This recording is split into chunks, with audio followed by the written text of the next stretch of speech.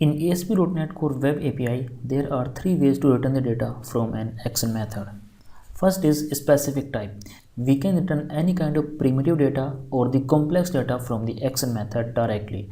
For example, I want to return the boolean value, so I can use boolean type, void, integer, string, etc. Along with these types, we can also return any kind of complex data. Let's see how it works. To understand the concept better, let's add one more controller in this application.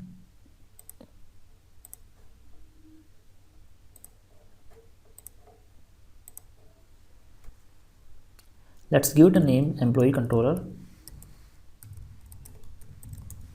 Click on the add button. Here let's add a new action method. And let's add an employee class as a model in this application. So for that we can create a new folder with name models. And inside this folder we can add a new class. Let's add a few properties over here. Now first we will start from our primitive data type. So for example, I want to use the string over here, so I can use that.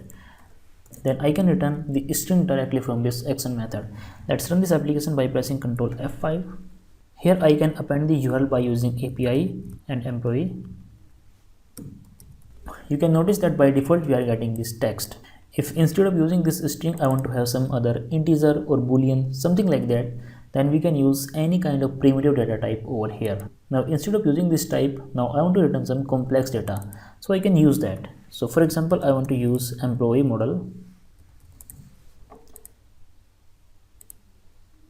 Let's use the namespace, and this time over here I can return the complex type. Build this application. Let's verify, refresh the page, and here we go to the JSON for this particular object. We can also return the list of all the employees.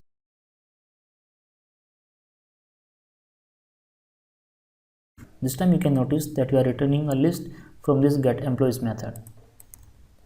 Refresh the changes, and here you can notice that we have the list as an output. We can also use IEnumerable. Save the changes, build this application, refresh the page, and here is the output. If you are dealing with the asynchronous programming, then you can use IAsync enumerable. This error will be removed while you will use the async data over here, and everything will work perfectly.